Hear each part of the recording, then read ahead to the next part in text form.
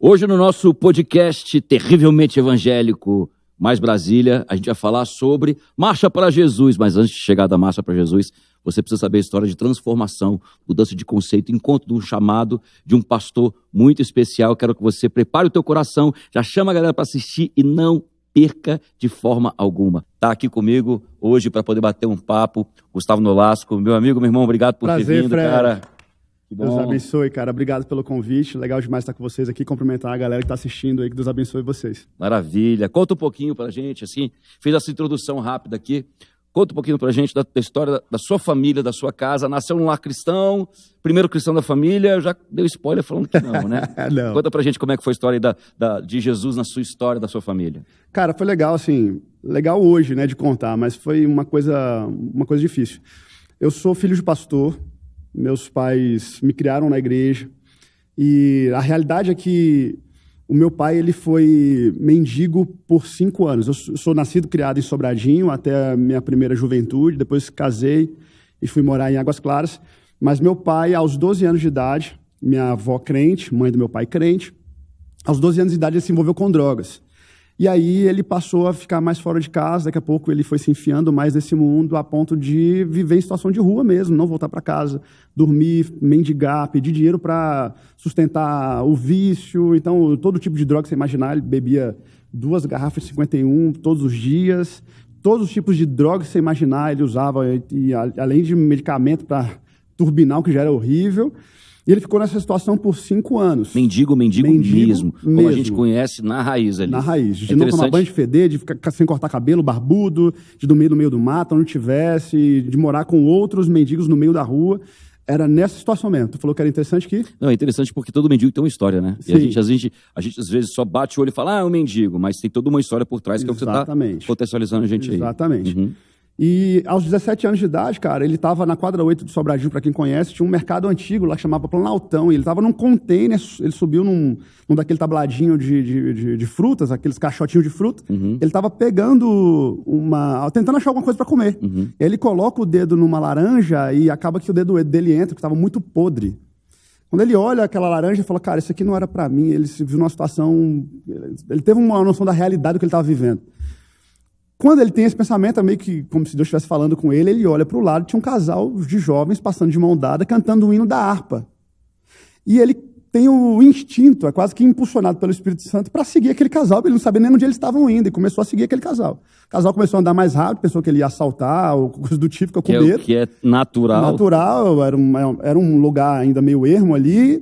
E eles entram numa igreja Assembleia de Deus na quadra 7 de Sobradinho. A Assembleia de Deus tem aquela coisa de colocar o nome das igrejas. Então era Assembleia de Deus Betel, lá na quadra 7 até hoje. Eles estão até reformando agora, estão fazendo um templo lindo lá, uma coisa muito bonita. E meu pai entra junto. Quando ele entra, ele senta no último banco da igreja, de tão fedido que ele estava, as pessoas se afastaram, fizeram aquela roda ali, meio que quase assim, para se afastar mesmo, porque estava fedendo muito. E ele ouve a mensagem, o pastor faz o apelo, ele levanta a mão, o pastor chama ele lá na frente, ele se ajoelha. E você sabe, assim, a pessoa que ela é viciada, principalmente em álcool, ela, poucas horas que está sem beber, ela começa a tremer muito, a abstinência começa a bater. Meu pai já estava nesse estágio, porque tinha poucas horas que ele não bebia. Quando ele levanta da oração, Fred, ele já não tremia mais, ele não tinha desejo nenhum de beber, ele não sabia explicar, mas ele só queria voltar para casa e dar notícia para minha avó, para a mãe dele. Olha isso, cara. Foi exatamente assim a conversão do meu pai. Quando ele sai da igreja e fala, cara, vou para casa, vou falar para minha mãe que eu mudei de vida, que eu vou voltar para casa, que eu vou servir a Cristo, que eu voltei para a igreja, que eu aceitei Jesus. E a mãe dele cristã. E minha avó cristã, do círculo de oração, do coque, irmão. Minha avó era do coque. Não, irmão. Fogo, canela. Ele passou, Fred, na frente de todos os botecos que ele bebia, que ele comprava cachaça, que ele comprava aquelas pitulinhas, acho que chama assim, né, barrigudinho, sei lá como é que é o nome daquilo, enfim. E ele tinha nojo, o pessoal chamava ele para beber alguma coisa e ele tinha nojo. Quando ele lembrava do gosto, ele tinha nojo, ele se enojava a ponto de querer vomitar. E ele falou, cara, eu vou para casa, eu só quero chegar na minha casa. Isso do caminho? Do caminho da quadra 7, que é bem no setor, na área especial ali que chama, em frente à igreja do Pastor Raspante, ali é uma área bem conhecida, em frente à igreja Universal, que tem na quadra 8.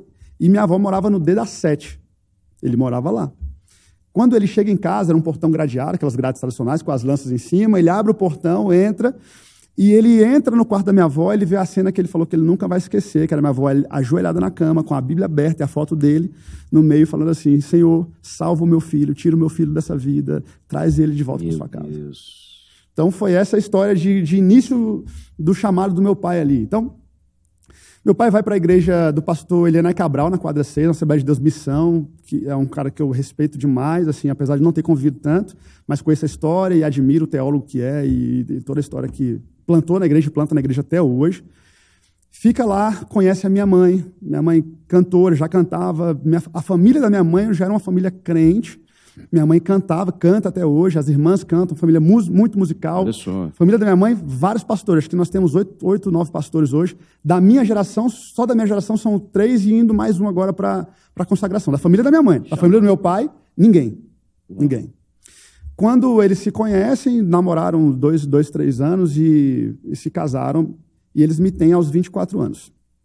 Eu nasci, cara, com uma doença grave, que era um estreitamento de esôfago. Então, tudo que eu comia, eu não conseguia segurar, eu vomitava.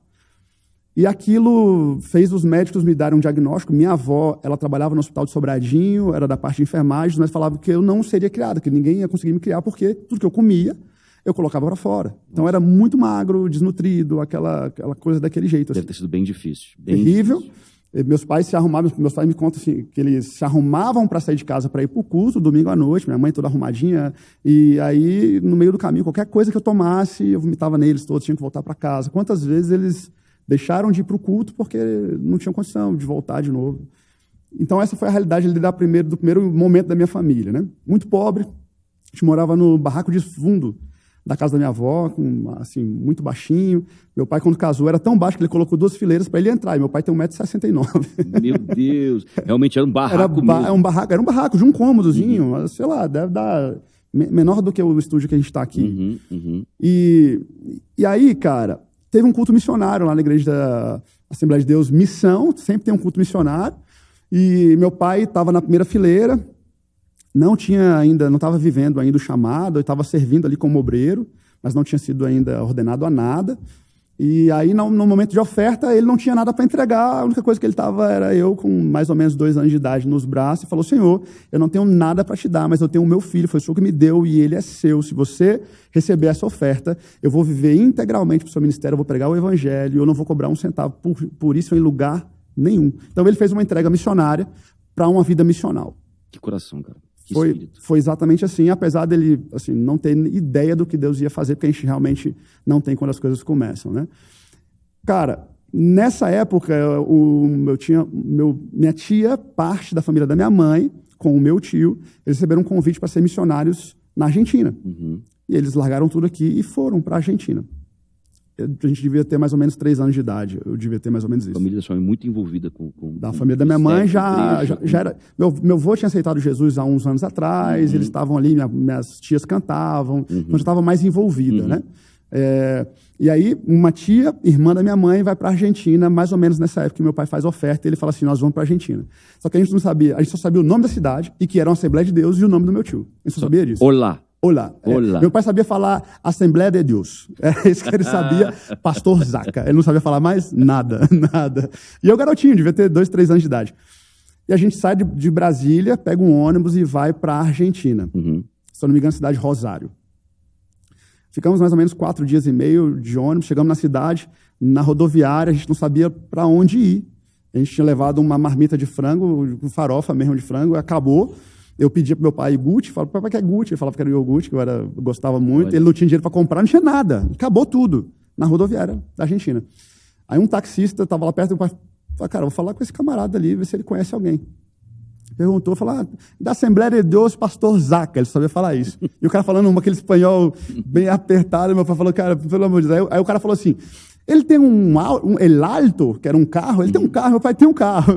Sim, carro sim. Todo mundo tem um carro, poxa. Sei que quando esse taxista pegou, a gente colocou dentro do táxi dele, levou, paramos na frente da casa da minha tia. Aí foi uma gritaria, porque ela não esperava a gente chegar lá e foi uma loucura. Então, a gente viveu a nossa primeira experiência missionária de envio como família. Meu pai pregou, já começou o ministério dele de avivamento e de libertação, que é onde ele atua até hoje, muito com a Você era o único filho? O único filho, e sou o único filho até hoje. Eles não tiveram um outro filho. E aí eles voltam para Brasília. antes de voltar para Brasília, eu fui doente. Uhum. Meus pais falam assim, olha, ninguém pôs a mão em você, Gustavo. Ninguém orou, ninguém declarou cura, nada. Mas eu não sei o que aconteceu. Quando nós chegamos na Argentina, você comia e não vomitava mais. Olha isso.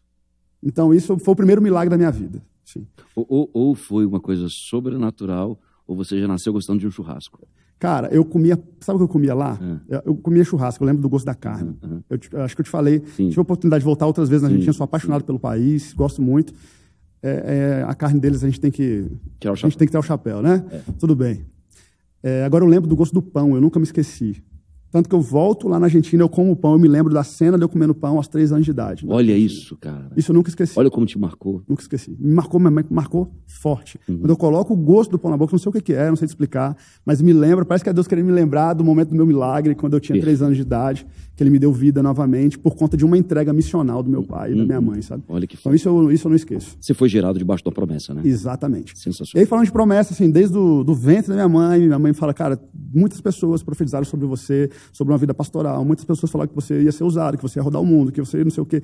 E depois de uma certa idade, eu começo a me lembrar dessas profecias. Lembro que meu pai foi pregar, meu pai itinerante muitos e muitos anos, mais de 30 anos como itinerante, e lembro que meu pai foi pregar no Goiás, não lembro a cidade, se era Posse, mas uma cidade do Goiás aqui, não muito distante. E eu estava lá e eu cantava quando era pequenininho, assim, eu lembro com 4, 5 aninhos eu já comecei a cantar. Eu lembro que tinha uns 6, 7 anos nessa época, eu fui cantar, me deram uma oportunidade para cantar no congresso, estava lotada a igreja, e eu peguei o microfonezinho, fui cantar aquela música eu não lembro o nome da Raíssa, eu acho o nome dela, Minha Razão de Viver, Meu Maior Prazer Te Amar. Eu acho que é Raíssa o nome dela. Sim. Eu fui cantar essa música, cara. Cara, no meio do que eu estava cantando, o Espírito Santo veio sobre mim, sobre a igreja, comecei a chorar, e a igreja explodiu.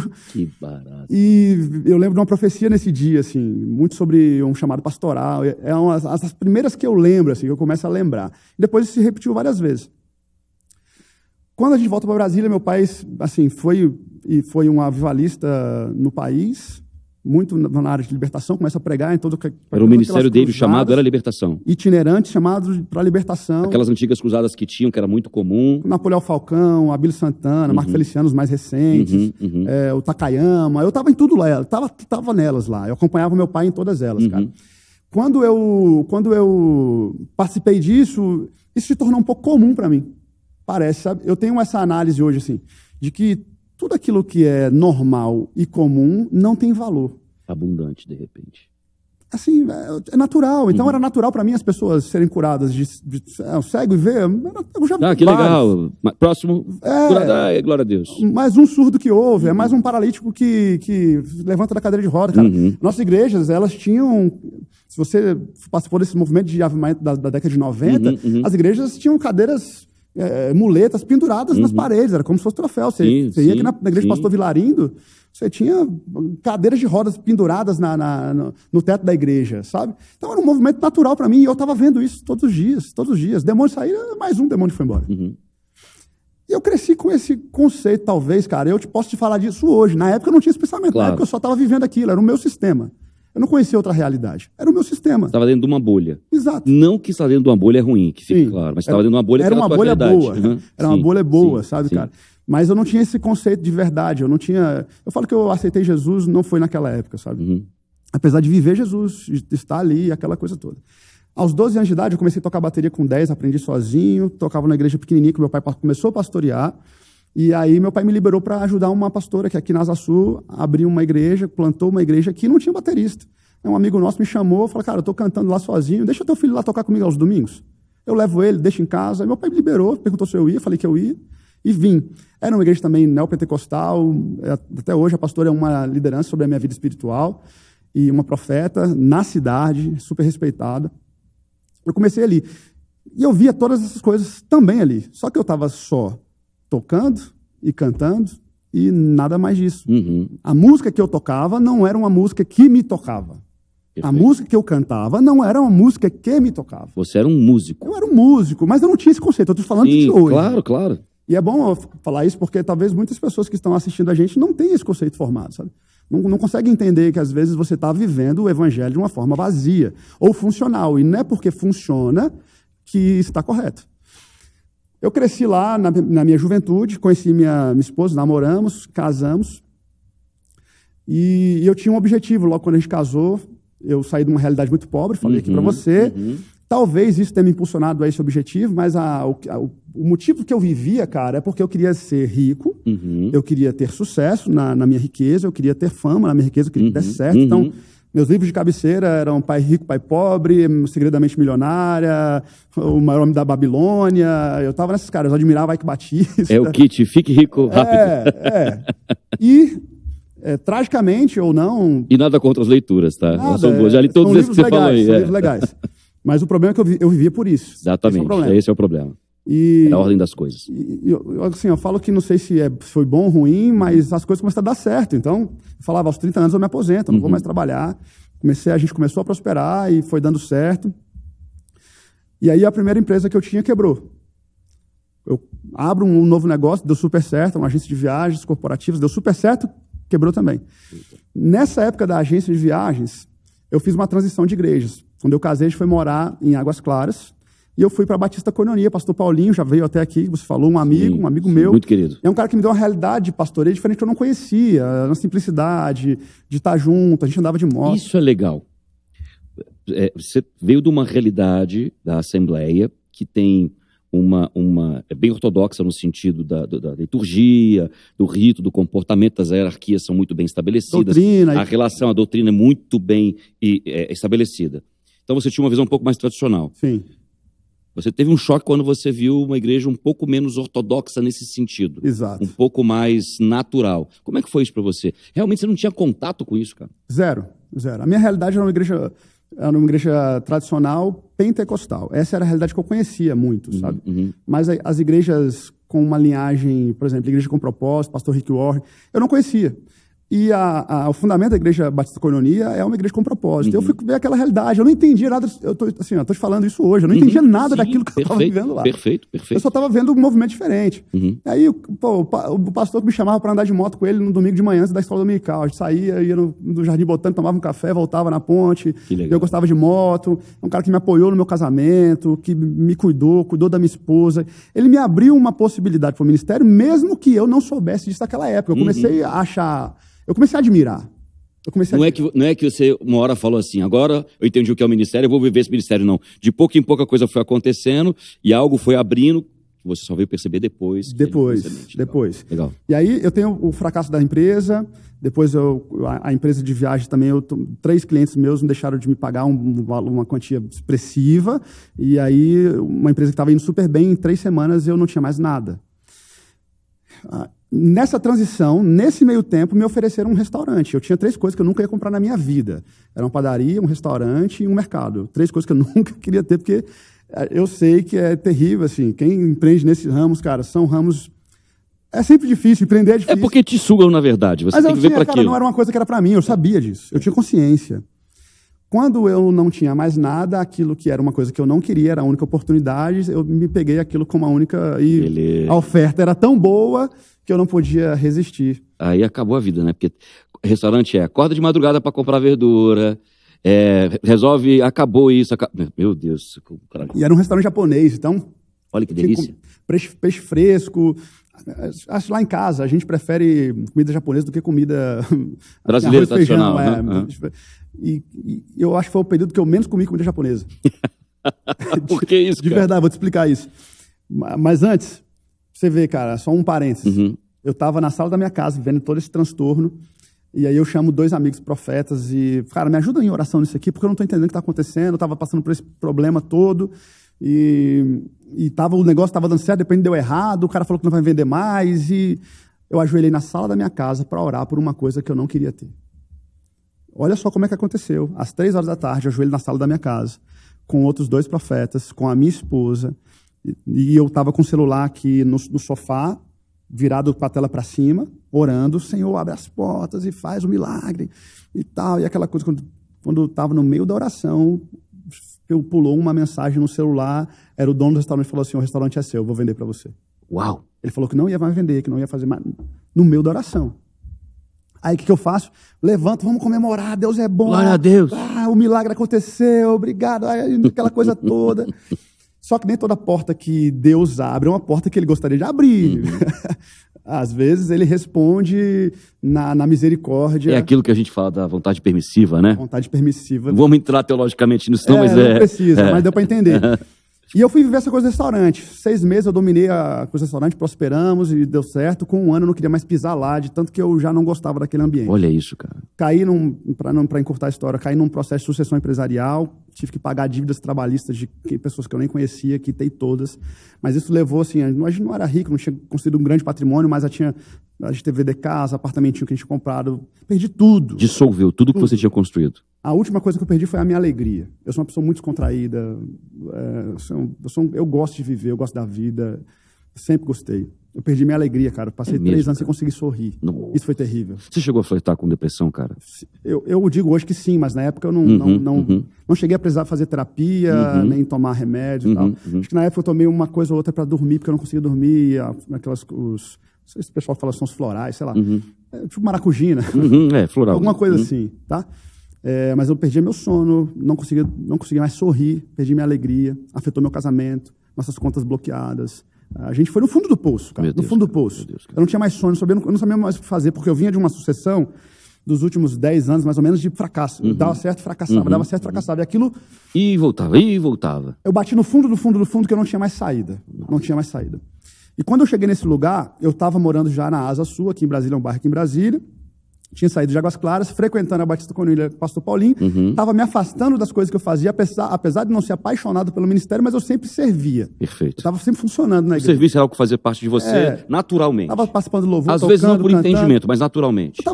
Eu funcionava, era o meu mecanismo, eu nasci assim. Era um mecanismo que eu conhecia. E eu fui me afastando dessas coisas todas, cara. E quando eu vi, eu falei, cara, isso não está certo. Preciso voltar e eu preciso de uma igreja perto da minha casa. Aí a gente olhou, visitamos algumas igrejas, visitamos a Sara aqui também, um casal de amigos chamou, e a gente, no meio desse turbilhão de coisas, eu não achei uma igreja que conectasse, eu não achei uma igreja para conectar. Eu liguei para ele, ao coração do pastor Paulinho. Falei, pastor, cara, estou passando uma situação assim, assim, assada, eu preciso achar uma igreja perto da minha casa, está afetando a minha família e tal. Ele falou, Gustavo, cara, é tão ruim eu te falar que uma igreja é boa e outra é ruim, já parou para pensar nisso? Todos são a noiva de Cristo. Primeira aula que ele me deu aí. Olha a cabeça do cara. Pô, irmão. Sensacional. É muito ruim você sair daqui, mas eu não quero te prender aqui. Eu quero que você esteja num lugar onde você vai servir, que você vai ser bênção e tal. Você não visitou nenhuma igreja, cara, que você tenha... Falou, pastor, cara, na realidade eu visitei uma igreja aqui na Asa Sul, mas tá uma igreja, eu não entendi bem, eu cheguei no meio, eu cheguei atrasado, pensei que o horário do culto era 1, estava no meio da palavra, o cara estava pregando sobre uma série de mensagens lá daquele filme A Cabana, achei esquisitão. E aí ele falou, pô, cara, eu ia te falar dessa igreja. Olha só que legal. A igreja onde eu sou pastor hoje, que eu não fundei ela, mas tinha pouquíssimos meses, assim. Estou lá há 8 anos, foi bem na fundação, assim, que eu cheguei, né? Quando ela começou. Começou. Eu ia te falar dessa igreja, eu não conheço o pastor lá, mas o pastor de onde ele era meu amigo, e eu me deu aula em teologia, eu sei que é um cara correto, eu tenho boa referência. Vai lá de novo. Que legal. Eu fui com minha esposa, minha família, nos apaixonamos, ficamos. Quando eu entro lá, eu estava indo para um mecanismo de tentar resolver essas questões de dívida e etc. Você acha que você ficou quanto tempo parado mentalmente, emocionalmente, nessa coisa do tipo, cara, deu tudo errado. Agora eu preciso fazer virar de novo. Não foi tanto tempo, eu conheço pessoas que sofreram mais do que eu sofri, Deus teve misericórdia de mim, e ele me deu um escape, mas acho que mais ou menos uns 6 meses. O processo todo durou uns 4 anos. Mas dessa coisa de eu receber um choque na mente, durou uns 6 meses. Eu estou te perguntando porque tem gente que passa por isso mais esticado e acha que não vai conseguir sair. Você fica o exemplo vivo de que Deus tira a gente de lá. E aí é onde é o segredo, cara. Quando eu me encontrei nesse lugar, Fred, eu só tive um pensamento. Eu falei, meu irmão, a única coisa que eu tenho agora é Deus. E eu não conheço o Deus que eu tenho. Eu vou conhecer a Deus. Eu vou buscar Ele. Eu vou buscar até encontrar. Eu vou orar. Eu vou jejuar, eu vou ler a Bíblia. Coisas que eu não fazia, cara. Então, eu falando assim, a minha teologia, eu até palestrei para uma galera de adoração agora recente, eu falei assim, olha, a minha teologia da época que eu era crente funcional, era a teologia das músicas, entendeu? Então, eu sabia que, Deus, tu és o Deus forte, o grande El Shaddai, todo-poderoso, Adonai, eu sabia que ele era Adonai porque o Kleber Lucas gravou, irmão. Entendeu? Eu sabia que ele era Rafael. Entregou a sua idade. Eu falo assim, eu sou crente desde o Éden, mas convertido recente. Os nomes de Deus, você conhece tudo das músicas. Todas as músicas. A minha teologia, Fred, era a teologia da música, o que é um perigo para os músicos. Porque você acha que tem relacionamento com Deus pela música que você toca. E não é assim que funciona o relacionamento com Deus. Mas não vamos entrar nessa pauta, não, deixa pra gente falar de outro tempo. E, cara, uma igreja nova, começando, você não tem pessoas para trabalhar, irmão. Cheguei lá, eu meti o peito, falei, vamos fazer acontecer. Eu conversei com um pastor, que hoje é pastor, foi consagrado também, no período que eu também fui consagrado. Na época, a gente chegou meio que junto, ele vindo de uma igreja, eu vindo de outra, com realidades bem parecidas.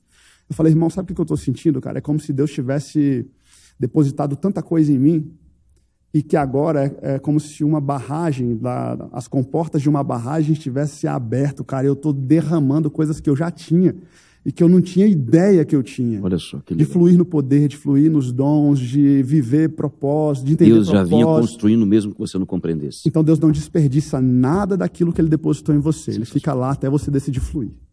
Entende? Então, nessa época, Fred, eu comecei a ter essa intensidade com Deus. Fiz minha primeira viagem missionária há 8 anos atrás. A gente foi para o interior do Piauí. Deus me usou mais em 24 horas no Piauí do que minha vida inteira. Do que a minha vida inteira. Eu tinha 29 anos nessa época, mais ou menos. Eu fiquei 24 horas no Piauí. Eu saí daqui à sexta-feira com o meu pastor, pisei no Piauí às 10 horas da manhã, a gente foi de ônibus, fomos lendo a Bíblia, fomos cantando todas as minhas músicas, eu sabia que é música, eu era bom, cara. Eu tenho memória musical de 100 anos. Olha só. E aí, bicho... Até Castelo Forte você cantou. Tudo, meu irmão, você não tem ideia, não. Eu era bom. Do Inário ao cantor cristão, harpa, eu sabia tudo. Aos CDs do Coinonia, tudo. Oficina G3, eu sabia tudo, irmão. Sabia tudo. Aí a gente foi cantando, cara. Quando chegamos lá, eu comecei a orar pelas pessoas, as pessoas eram curadas, irmão. Eu comecei a pregar o evangelho, as pessoas aceitavam Jesus. Eu sentava no restaurante 24 horas, Fred. Sentava no restaurante, o churrasqueiro cortando a carne para mim, eu ganhava ele para Jesus, cara. Então, por isso que eu falo que assim, eu sou um pastor evangelista até hoje, porque eu sei onde o meu chamado começou e aquilo que Deus mais me usou sem eu fazer esforço. Tenho dúvida do meu propósito, do meu chamado. É onde Deus mais te usa com menos esforço e você tem maior fruto. Olha isso, você pode fazer várias coisas, mas o seu chamado, você tem uma veia, o tema da sua vida tem que ser claro. Eu sei o tema da minha vida, eu sou um pastor avivalista evangelista. Eu sei o tema da minha vida, até hoje. Eu faço várias coisas, diversas coisas, mas eu sei o tema da minha vida. Você sabe exatamente qual é a tônica, qual é o chamado. Eu sei. Você tem a visão profética daquilo que Deus preparou para você. Eu sei, e eu sei que isso vai ter até o final dos meus dias. Você sabia que uma coisa interessante que você está falando, que é o seguinte, muitas pessoas ficam perdidas nisso. E é natural, né? Até você desenvolver-se com Deus. Mas a questão de você ter a visão profética do teu chamado, cara, ainda que você não se sinta capaz, ela muda tudo. Muda a tua postura, tuas alianças, tuas escolhas. Que é o que você está contando aqui, né? Hoje eu não me coloco em circuitos onde eu não seja chamado para aquele lugar. Eu não ando em rodas que não são meu chamado. Eu evito desgaste. Antes não, eu aproveitava todas as portas. Todas as portas de oportunidade eu aproveitei. Até que Deus me falou assim, ó, eu sou a porta. Eu só tenho uma porta. O resto, todas as portas que eu entro a partir daquele dia, todas as portas que eu entrei, cara, eu posso te garantir, foram portas que passaram por essa. Pela porta do chamado, do propósito, do evangelho. Todas. Sensacional. Quando eu fico lá, muitas pessoas se converteram, testemunhos de cura. Meu irmão, eu volto e falo assim, eu vou aumentar a intensidade. Aumenta a intensidade do chamado. Comecei a servir mais. Eu falei para o meu pastor, cara, eu quero ser pastor. Olha só. Eu sei por que Deus me chamou, é para isso aqui que eu vivo. É para isso aqui que eu existo. E ao longo da sua vida você imaginava isso? Nunca, cara, nunca. Até porque na realidade da Igreja Assembleia de Deus, na época, hoje talvez não, hoje é diferente. Tem muitos pastores da Assembleia, amigos que são da minha idade ou mais jovens. Era muito diferente. Os caras escalar uma carreira, vamos chamar de carreira pastoral, você ia chegar pastor com uma idade já mais longa, né? Você passava por muitos critérios ali. Isso para mim era muito distante. E quando Deus aumenta a intensidade das coisas, aumenta a intensidade do fruto, aumenta a velocidade das coisas. Então, eu tinha um sentimento, quando eu falo isso para aquele pastor amigo meu, na porta da igreja, a gente saindo de um estudo bíblico, eu me sentia como se fosse uma represa e que agora eu tinha aberto uma barragem, eu não tinha condição de segurar mais o que Deus estava fazendo. Aí Deus me deu uma frase que está lá em João 7,38, que para mim é o versículo da minha vida, do meu chamado é o João 7,38. Você tem sede, você vem até a mim e bebe, do seu interior fluirão rios de água viva. Eu falei assim, você não nasceu para ser uma lagoa, você nasceu para ser um rio, você precisa fluir. Então o segredo do evangelho na minha vida foi chamar o Espírito Santo de meu amigo e me encher dele até transbordar. Esse foi o segredo do meu chamado. É o que é a tônica da minha vida até hoje e até o tema do livro que eu estou escrevendo há mais ou menos 4 anos, que qualquer hora dessa... Já falei para você que esses livros longos aqui são os melhores. Eles têm derramar nosso nele. Eu vou, qualquer hora dessa eu tenho que terminar ele, cara, mas sempre vem uma coisa legal. E aí eu comecei a entregar muito. Tudo que eu tinha, eu estava derramando, não estava retendo mais nada. Uhum. Quando o pastor falou assim, cara, vamos alinhar essa coisa do chamado mesmo. Eu já estava servindo, a igreja já me chamava de pastor. Isso há 5 anos atrás, 6 anos atrás. Comecei a pregar, Deus me dando muitas palavras, muita revelação, muito entendimento. E aí ele falou, cara, vamos fazer o seguinte, faz um curso para chancelar isso. E aí eu fui estudar. Uhum. E tem 4 anos que eu sou um pastor ordenado. Que legal. 4 anos pastor ordenado. Sim. Hoje eu sou um dos pastores da Batista. Não é uma Batista, a gente nem tem Batista na placa lá, mas é um estilo. A gente fala assim que a gente não é nem tradicional, nem pentecostal, nem Batista, nem não, a gente é sobrenatural.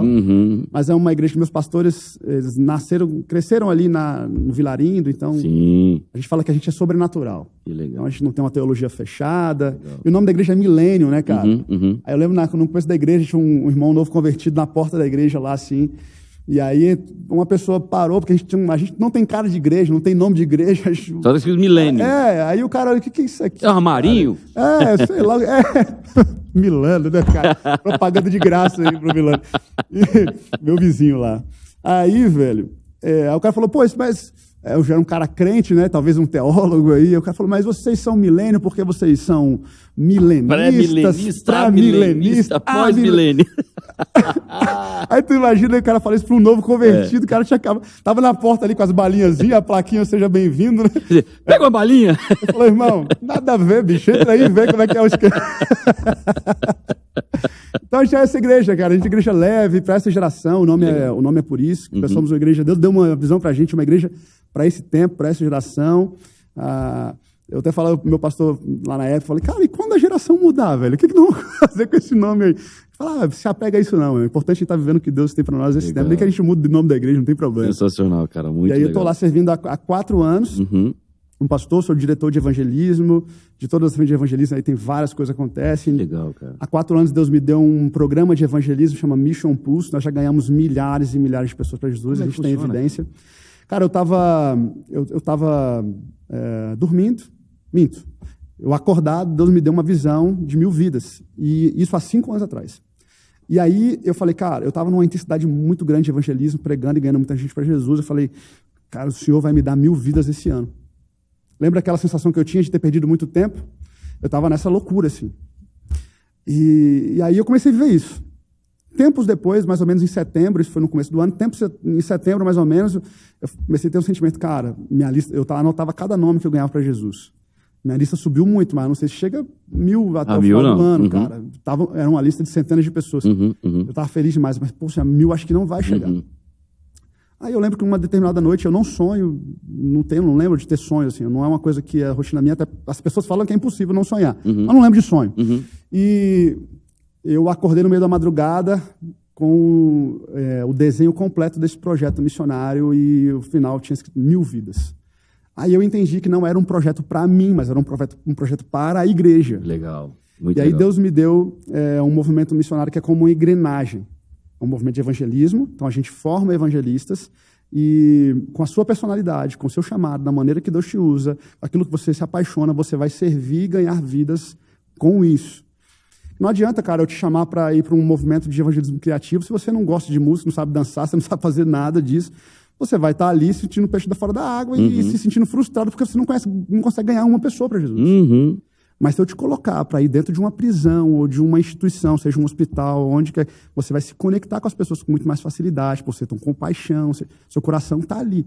Então Deus me deu um movimento que chama Mission Pulse, é um programa e é uma engrenagem. Legal. Onde eu trouxe a igreja para ter formação e consciência missionária, não só missionária, mas missional, e trouxe ela também para ter um entendimento de personalidade, quem ela era, como ela fluía, de talvez onde ela não vai se conectar colocar mais. as pessoas numa caixinha, mas identificar onde é que ela se encaixa ali. E também não fechar a porta do evangelismo, porque tem gente que fala assim, não, o evangelismo é para pastor, é para evangelista. Não, cara, eu sou um evangelista, é porque Deus me deu um chamado para instruir o corpo de Cristo ao evangelismo. Perfeito. Mas todos nós temos que cumprir um único propósito, que é o da igreja. Sim, e de fazer discípulos. Sim, Pronto. Aí tem assim, tem evangelismo criativo nesse programa, então a gente trabalha com artes, música, legal, show e etc. Criatividade como um todo, a gente não fecha. Criatividade é criatividade, a gente está no programa, que é um programa criativo. Tem um evangelismo institucional, que é onde existe uma instituição, a gente está lá.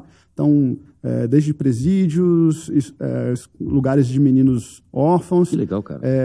Escolas, universidades. A gente abre programas dentro do institucional para ganhar instituições. Legal, e a gente ia avançar dentro das instituições. Eu tenho um evangelismo que eu sou apaixonado, que é o evangelismo de guerrilha, que a gente vai para as ruas e são sempre em duplas, no máximo trios, e vai conectar com uma pessoa, cada dupla conecta com uma pessoa, e aí ali você entra quase numa guerra espiritual, por isso que eu chamei de guerrilha, para você conectar com essa pessoa e entregar o evangelho personalizado para essa pessoa. Cara, Nesse evangelismo é massa, cara, porque a gente faz... Já ouviu falar de caça ao tesouro? Sim, demais. A gente faz caça ao tesouro, irmão. Deus já fala, bicho, Deus já fez cada loucura. Eu sou apaixonado. A gente tem o evangelismo de impacto, que é bem conhecido, então a gente vai até fazer isso na Marcha para Jesus, aqui dia 29 em Brasília, que a gente vai falar sobre isso daqui a pouco, que é o lugares de grande massa, você precisa ter um evangelismo de impacto para que você não passe despercebido. Perfeito. Então a gente chama isso de evangelismo de impacto.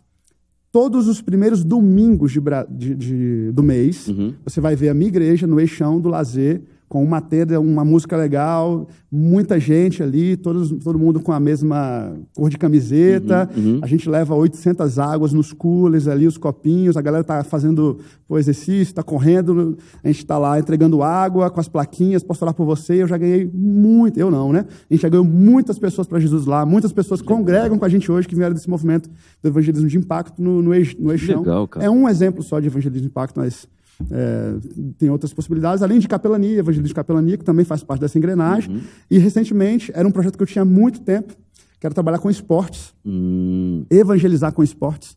E aí chega um maluco lá na igreja, há 8 meses atrás, professor de educação física, professor de futebol e não sei o quê. E aí falou, pastor, eu me formei lá no Rio de Janeiro, na escola tal, de evangelismo para esportes, e o meu sonho é trabalhar com esportes, evangelismo de esportes. Aí. Falei, miserável, eu tô orando por você há anos, cara.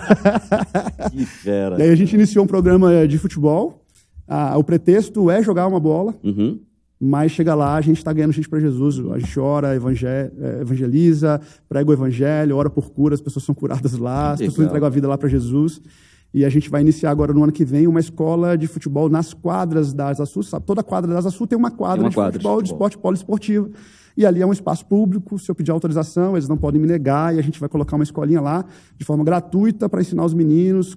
Olha a ideia, cara, olha que legal. Até fica aí já de dica para quem quiser expandir isso. Já aguardei, galera. A gente vai nas universidades captar professores de educação física, sejam cristãos, então vai passar pelo nosso crivo. A gente chama de fit cultural. O cara tem que ser cristão, ser apaixonado pelo que a gente é apaixonado. Se ele é aluno de educação física, a gente traz ele como estagiário. Eu tenho um tutor técnico, a gente já tem outros 3 caras lá de educação física na nossa igreja. E a gente faz um projeto, entrega isso para a quadra e ensina futebol nas quadras e outros esportes com a intenção de alcançar as famílias. E, além disso, fomentando esporte que a gente sabe que muda a realidade. Que legal, cara. Muito legal. E isso se torna uma engrenagem, por quê? Porque todas as semanas do mês eu tenho uma equipe dessa, um time desse, fazendo um evangelismo fora da igreja e ganhando gente fora da igreja. Então, ela não para de girar. Não é aquela coisa que eu faço um evento, a igreja toda vem, aí se eu fizer outra semana que vem, já vai... Cara, a agenda de igreja é uma loucura. Né? Se deixar... Então, eu coloco a pessoa para servir aonde ela foi chamada para servir, aonde ela tem mais talento, onde ela tem mais vocação, onde ela vai fluir com mais facilidade e onde ela vai entregar com um menor esforço. Imagina que, em um mês inteiro, você serve no programa de evangelismo apenas com 2, 3 horas do seu dia e a gente impacta centenas de pessoas. Olha que legal, cara. Centenas de pessoas. Olha que legal. Isso mudou a forma de evangelismo.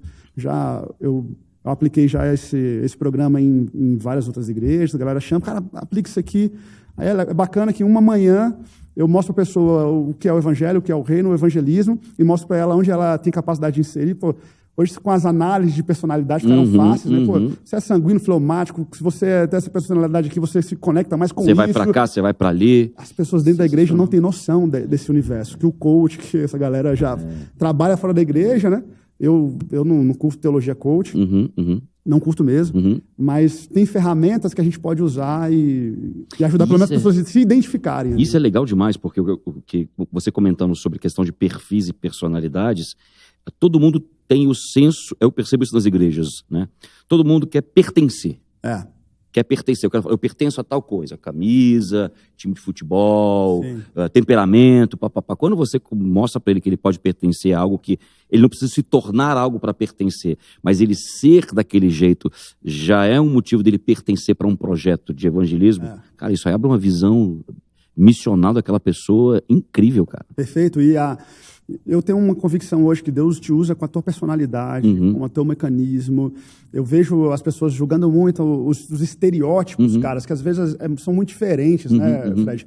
Você chega numa igreja, tem um falando mais alto, é mais explosivo, tem outro que é mais brando, tem outro que pula quando sente a presença do Espírito Santo, tem outro que quer ficar deitado, tem outro que quer ficar ali mais quietinho. Então, são os níveis de personalidade e a gente se move de acordo com aquilo que nós temos de personalidade. Nós não somos dominados pela nossa personalidade. Perfeito, excelente. Nós temos o caráter de Cristo, a personalidade de Cristo. Excelente. Mas Deus nos usa com as nossas características também, desde que elas não infringam a característica dele. É isso. Então, quando a gente fala dessa coisa do programa de evangelismo, é trazer você para esse universo de que você não precisa ser parecido com o pastor Gustavo para que você seja um ganhador de almas. Eu não vou conseguir tocar onde você toca, cara. Eu tenho uma vertente do evangelismo de guerrilha, que a galera vai no submundo aqui de Brasília, irmão, que nem todo mundo tem coragem de entrar. E eu ganhei pessoas ao longo desses anos que essa galera frequentava lá, estava lá enfiado no meio das drogas, da prostituição, sabe? Um submundo de Brasília. Era uma parada tão underground que se eu chamar um cara que é casado, que tem a família dele, a mulher dele não vai deixar nem ele pisar lá. Mas essa galera, ela fala assim, ó, esse é o meu lugar. Quando eles entram lá, meu irmão, eles parecem que eles estão num ambiente onde eles governam e dominam, e ali aquela área passa a ser deles. Cara, é impressionante, é impressionante. Então, se a igreja não abrir esse aspecto para a gente entender que a gente não precisa se fechar dentro de um contexto, dentro de uma caixa, dentro de uma bolha, dentro de um raciocínio único. Mano, a gente eu me fiz de tudo para com todos, para a fim de ganhar alguns. Entende? Então, eu sei que meu chamado é esse, cara. Que legal. Eu posso falar de evangelismo aqui o resto do dia aqui contigo, que vai ser massa. E hoje, assim, eu estou casado, 14 anos casado, tenho 2 meninas lindas. Minha esposa serve na nossa igreja também, ela lidera a parte infantil da igreja. A gente tem uma igreja para crianças lá fantástica. A minha filha mais velha, de 12 anos, você vê que ela é mais evangelista que eu, impressionante, se move com palavra profética de maneira tremenda. Deus já usa ela com cura. Com 7 aninhos de idade, eu lembro dela no eixão do lazer ali, botando a mão na cabeça do outro. Eu falei, meu Deus, não sei o que eu tô fazendo, cara. Era ajoelhada e ela lá, assim, ó, eu tenho uma fotinha dela, assim, o início do chamado dela. Que legal. E eu sei que eu não vou deixar o bastão no chão para ninguém, sabe? Então, o meu desejo, hoje eu tenho pessoas que eu formo, que andam comigo muito perto, e que eu sei, cara, eu não vou ficar trabalhando com isso muito tempo, daqui a pouco é você que vai estar lá, você tem um chamado maior que o meu. Legado, né? Estou te ensinando isso, o meu legado você vai carregar, e vai ser porção dobrada, triplicada, na intensidade do seu dia. Eu já entendi, Fred, assim, ó, nada é meu, velho. Nada é meu. Eu não tenho nada mais, nada. As pessoas entram na minha casa, falam assim, o sofá que você está sentando não é meu, a casa que você está entrando não é minha, esse carro não é meu, isso aqui, nada disso é meu. Então, foi o que Deus me tirou, a minha história de buscar as coisas do mundo era real. E quando eu percebi o valor do evangelho, eu falei, nada disso aqui, tudo como esterco. Eu considero isso tudo como esterco. Sensacional. E como é que caiu Marcha para Jesus no seu colo? Cara, foi legal demais, porque eu sou um cara, eu gosto de relacionamento. E eu participei de tantos movimentos de unidade aqui na cidade. E às vezes é mais difícil, sabe? Brasília tem um contexto de unidade. Você acha, cara? Eu acho. Eu acho. Talvez pelo conceito político da cidade. Eu acredito muito, assim, Fred, que a igreja, e não só eu sozinho que penso isso, é um raciocínio que outras pessoas compartilham disso também. A igreja, ela tem um reflexo do governo, do contexto social da cidade. Onde ela está inserida, né? Exato. Assim como a igreja também tem um potencial de influenciar o contexto de governo, política e etc. da cidade.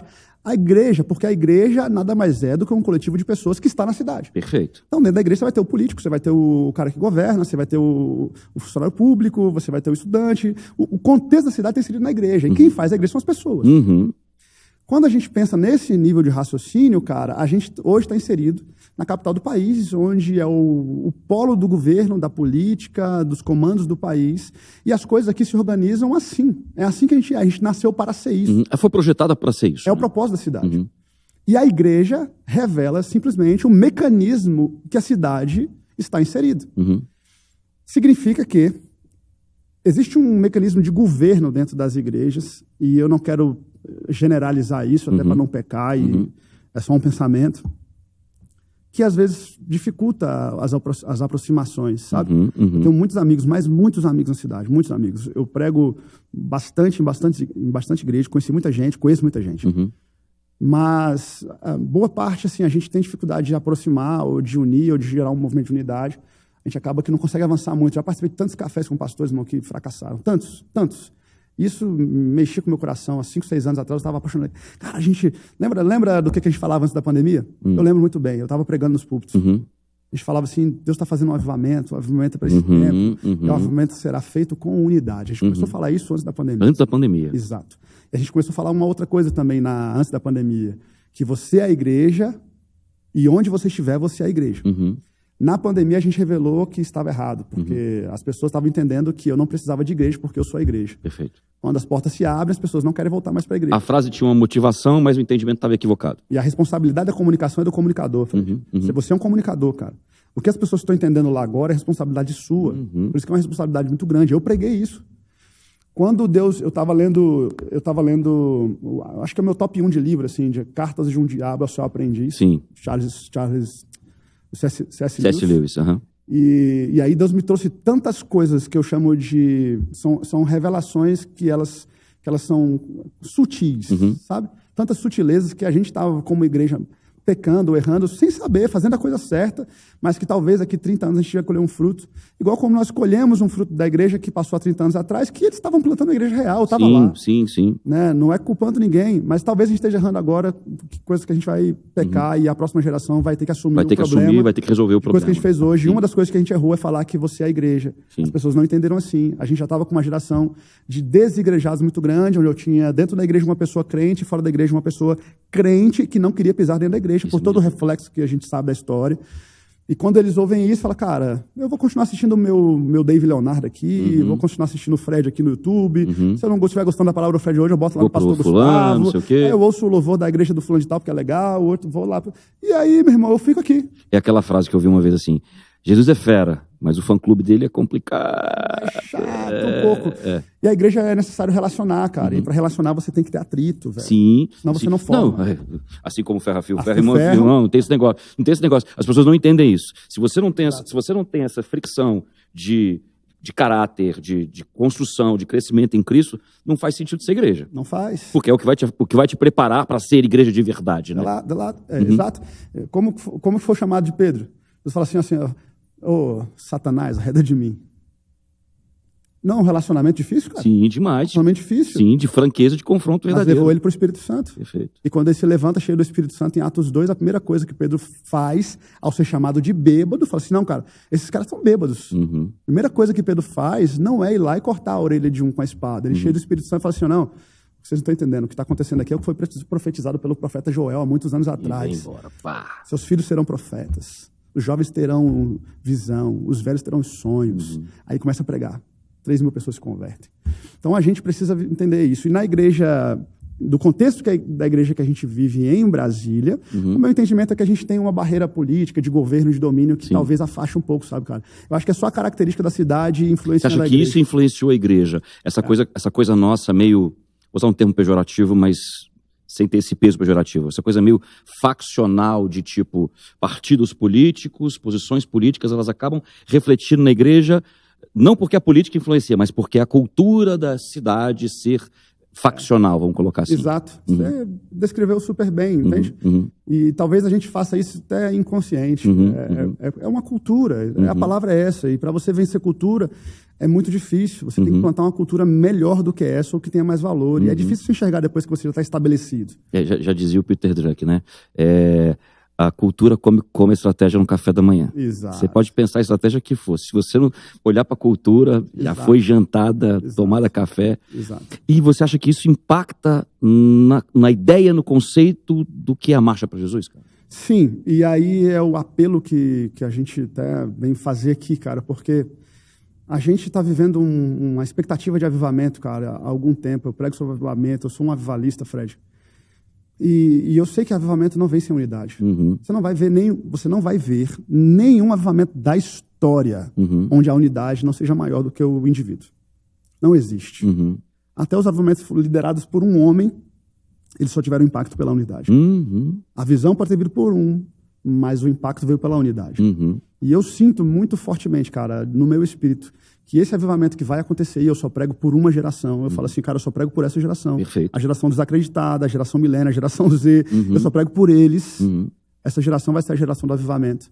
E eu sei que Deus precisa gerar um coração de unidade, sabe? E vai ter que ser dele, assim. A gente pode fazer os nossos eventos, a gente pode continuar fazendo. Tudo é lícito, é justo e é bom que aconteça, mas Deus que vai precisar fazer.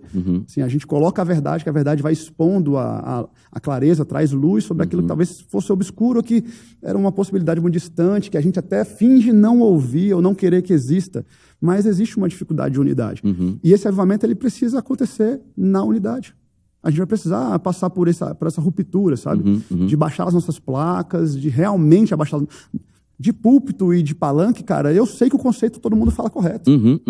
Mas no trato do dia a dia, na verdade, nos ocultos dos gabinetes ou nas salas fechadas, eu não sei se é isso que acontece, sabe? Não quero generalizar, mas... Sim. Então, a marcha para Jesus nasce muito desse conceito, cara. Você lembra dos cultos da pandemia? A gente fazia cultos drive-in, né? Lembro demais. Lembro Era uma loucura. Eu lembro, eu estava pregando num trio elétrico e assim, carro para todo lado. Aqui a gente fez um também. A gente fez um Gama. Muito louco aquilo, assim. Mas você lembra disso? Lembro. E aí, em cima do trio elétrico, pregando, eu olho para a direção da esplanada dos ministérios, cara, Deus me dá uma visão muito clara de uma mão com uma garra, ela vinha e se tornava uma raiz na nossa cidade. A gente fez um ato profético, repreendendo aquilo. Mas não adianta eu repreender aquilo, cara. A igreja é um poder coletivo de um corpo. Perfeito. De um corpo. Perfeito. Ah, mas todo mundo está orando pelo Brasil. Tá, mas o efeito só vai ser real quando a minha oração se conecta com a tua. Não é porque a gente precisa orar a mesma coisa. Não é falar o Pai Nosso que vai... Não, cara. É o Espírito correr no mesmo rio, na mesma fonte, estar conectado ao mesmo Espírito. E essas coisas, eu acho que elas vão influenciar o avivamento. E a marcha para Jesus, uma das vertentes é exatamente essa. A igreja que a gente deseja para Brasília, ela precisa ser mais forte do que a política e o governo. Imagine que, eu não vou falar o dado preciso, mas a gente está atingindo quase 50% da população de Brasília, Fred, se considera cristã evangélica. Quando eu olhei esse dado, e eu sou um pastor evangelista, irmão. Quando eu olhei esse dado, eu me alegrei. Aí, logo em seguida, eu me entristeci. Eu falei, isso é mais uma denúncia do que uma comemoração. Perfeito. Porque se eu tenho uma cidade com quase 50% da população se dizendo cristã evangélica, significa que se nós sairmos nas ruas amanhã e ganharmos uma pessoa para Jesus... Toda cidade é evangélica. Mais de 3 milhões de pessoas nessa cidade serviriam ao Senhor. Então, o evangelho que a gente conseguiu fazer nesses últimos anos, que é um evangelho de atração... ele precisa ser fundamentado na unidade para avivamento, porque senão o caráter não muda, a gente continua seguindo numa igreja que às vezes gera escândalo de corrupção, de queda de pastores e continua sendo afetados, ou que as pessoas entram e saem na igreja politicamente, porque se sentem bem, porque o evangelho hoje é hype, ser crente hoje é hype. Mano, a minha igreja é linda, a sua igreja é linda, você está aqui na Sara, velho, é luz, é som, é conforto, cadeiras lindas, a liturgia do culto é legal demais, cara, você entra, você sai do culto sem ter percebido que foi chato, passa 2 horas, você nem sabe como é que passou 2 horas, a palavra, a gente tem tempo para a palavra, a dinâmica da palavra tem que ser correta, as transições de culto, tudo é feito para as pessoas se sentirem bem, então é legal estar aqui, velho, é legal. É hype. É hype.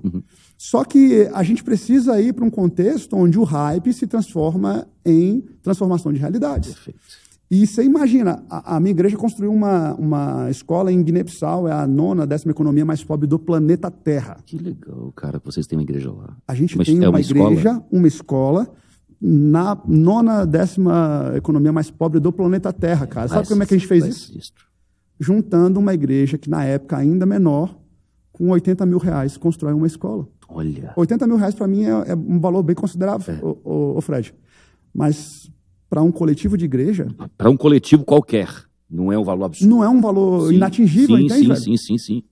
Acontece que hoje nós temos mais de 300 crianças estudando dentro de uma escola com conforto, com as carteiras, cara. Sabe o que aconteceu? O governo do país de Guiné viu a nossa transformação na comunidade, que as pessoas começaram a construir suas casas, vir ao redor da escola, ao redor da igreja, porque a gente dava, além do ensino, alimentação. Entendeu? Daqui a pouco a gente fez um poço de água. Agora a gente está colocando energia, placa solar. Olha. O governo falou assim, cara, o que vocês estão fazendo aí eu vou reconhecer. Eu vou reconhecer a escola. Sabe quanto é que um professor lá ganha, cara? $100. Olha isso. Você consegue manter um professor. Olha isso. Cara. E a gente transformou uma realidade onde as crianças, poucas que tinham naquela aldeia, era uma comunidade muito pequena, estudavam quando algum professor passava lá para ficar um dia no mês, para ensinar o A, B e o C, e era isso, debaixo de um sol de escaldar, numa sombra de árvores, sentado na terra.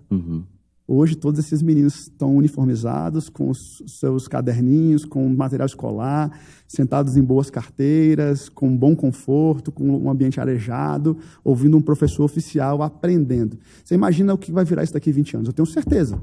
Eu tenho certeza que famílias serão mudadas. Isso é transformação. Isso é a unidade da igreja. Agora, você imagina, se a minha igreja dá a mão com a Sara Nossa Terra, se a Sara Nossa Terra dá a mão com a outra Batista, com a outra Assembleia, e aí a gente consegue fazer isso, meu irmão, não tem nada que pode parar aquilo que a gente pode fazer.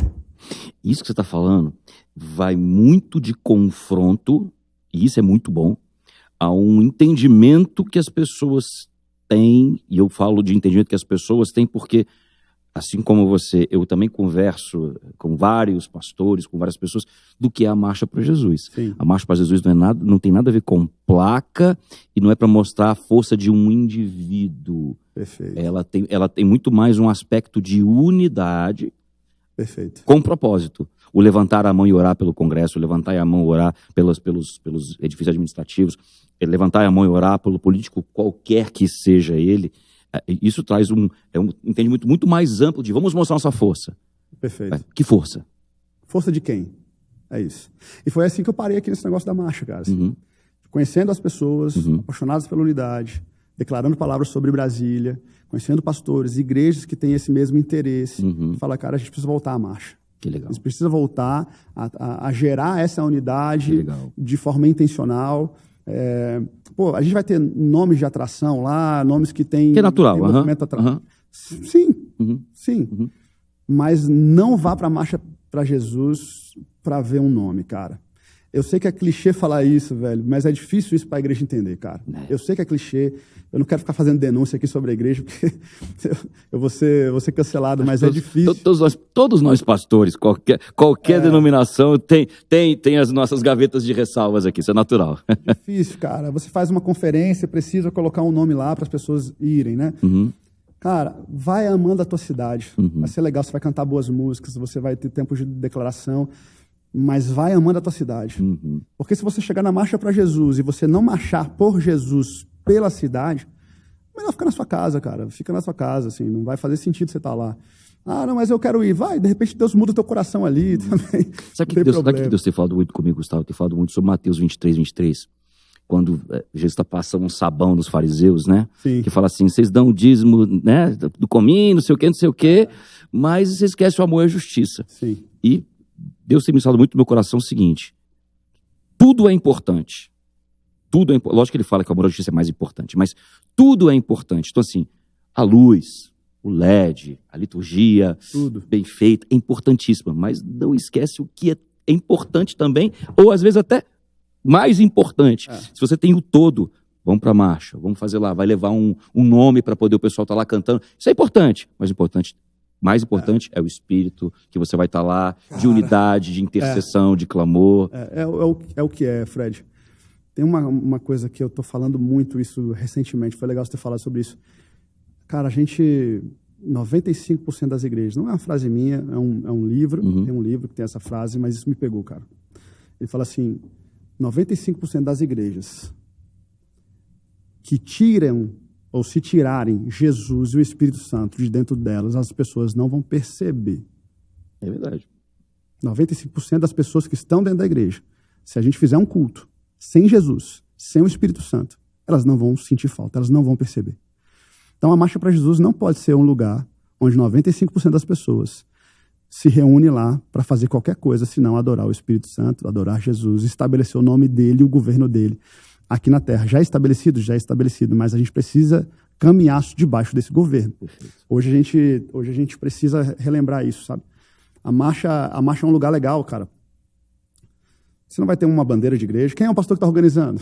É a Marcha para Jesus. Eu tô num grupo... Quem é o pastor que está organizando? É o bom pastor. E é verdade, cara. Não é uma coisa de clichê, bicho, sabe? Porque assim, você não vai ter um pastor lá, você não vai ter uma placa maior do que a outra. Não, cara. Eu tô num grupo com dezenas de pastores e aí a gente sai uma ideia, a gente vai lá, todo mundo apoia junto, então está sendo construído junto, que legal, cara. Que legal. E a igreja de Brasília precisa estar lá, sabe? A nossa expectativa é que nesses dias de marcha a gente receba ali pelo menos 10 mil pessoas. Olha só. O que para a realidade brasiliense de cristãos é um número muito pequeno, né? Assim, hoje você tem igrejas aqui em Brasília com esse número de membros. É verdade. Mas é um primeiro mecanismo para a gente fomentar isso e começar a ver essa realidade de unidade e transformação na nossa cidade, que você imagina se a gente consegue criar um impacto na nossa cidade, onde a realidade política, governo, de educação e de finanças, de tudo que a gente vê, hoje a gente fala muito da cultura dos 7 montes, né? Se a gente consegue impactar isso na realidade da nossa cidade, meu irmão, a gente é a capital do país. É verdade. Nós precisamos ser a igreja mais unida do país. Não menosprezando os outros estados, não. Mas a gente tem, sim, uma realidade espiritual de governo sobre a nossa capital. E aqui os crentes, acho que não entenderam muito isso. A gente nasce nessa linhagem de governo, essa coisa toda. A gente não entende espiritualmente o que isso significa, né? Mas você imagina que a gente vai estar lá em frente ao museu ali, com uma estrutura, declarando a palavra do Senhor, na esplanada dos ministérios, onde sai o governo para o país, cara. Eu não sei o que pode acontecer no reino espiritual, mas eu sei que a gente já está vencendo quando a igreja se reúne para declarar em unidade que o reino de Deus é estabelecido sobre a terra. Amém. E minha oração é que a igreja seja respeitada pela política e não cooptada por ela, em nome de Jesus. Cara, muito bom o nosso bate-papo. Bacana demais. Muito bom. Já vou pedir para você dar uma palavra para a galera que está assistindo a gente, já fazer o convite para a marcha. Você vai voltar aqui. Direção, ajuda nós aí. Anota aí. Deixa uma palavra, Gustavo. Vai para a galera que está ouvindo a gente, por favor. Aí. Eu queria derramar sobre vocês um desejo sincero de que a nossa cidade, o nosso país, ele viva as palavras proféticas e precisa começar com você. Eu quero te lembrar que o avivamento que Deus está fazendo e que está gerando sobre nós, ele não vai ser carregado por um nome que Deus parece que pega um marca-texto e marca ele para ele se destacar. Vai ser gerado por pessoas comuns, vivendo o seu chamado na intensidade do seu propósito de maneira sobrenatural. E você foi chamado para isso, a sua igreja foi chamada para isso. Então, onde você estiver assistindo aí, só se lembre que você foi chamado para fluir aquilo que Deus tem sobre a sua vida e que Deus te abençoe. E se você está aqui em Brasília ou perto de Brasília, no entorno, ao redor, venha para cá. A gente vai se reunir no dia 29, agora de novembro desse ano, às 16 horas. A gente se concentra logo ali na Esplanada dos Mistérios, em frente ao Museu Nacional. Vai sair de um trio elétrico, a gente vai fazer uma caminhada e depois vai para uma estrutura. Cara, tá bem legal a estrutura esse ano, Fred. Colocamos uma tenda enorme, vai caber lá milhares de pessoas ali. O período de Brasília, essa época, é de chuva, então a gente pensou nisso também para te dar conforto e para você poder trazer sua família, seus filhos, sua igreja, seu grupo jovem. Convida todo mundo e vamos participar lá. Vamos fazer um movimento de evangelismo muito legal nesse dia da Marcha para Jesus, que é um evangelismo de unidade, sem placa de igreja. Que legal. Vai ser fera. E eu quero que você esteja lá com a gente. A gente vai estar com o pastor Eliel, aí também pastor Eliel Lima. Gente fina, a gente vai estar com cantores, cantoras, dezenas e dezenas de pastores, pregadores aqui da igreja, cantores aqui da cidade, cantores e cantoras aqui da cidade, grupos de adoração. É um movimento da igreja brasiliense, cara. Que legal. Então, se você está aqui, se você está perto, venha participar com a gente. Eu tenho certeza que Deus está se movendo nesse mover, Deus está indo conosco pelo Espírito e a gente vai conseguir alcançar a glória dele, a graça sobre a nossa cidade, sobre o governo do nosso país, que vai se estender sobre o avivamento para que a gente viva na intensidade desses dias. Amém. Galera, é isso. Obrigado você que acompanha a gente até aqui. Se você curtiu aqui esse conteúdo, já compartilha com todo mundo que você conhece. Se você não segue a gente nas redes sociais, está acompanhando só pela TV Gênesis, já vai lá nas redes sociais, curte a gente, compartilha. A gente está sempre lá colocando uma coisa nova. Obrigado pela sua audiência mais uma vez. E a gente se vê no próximo podcast Mais Brasília. Deus te abençoe.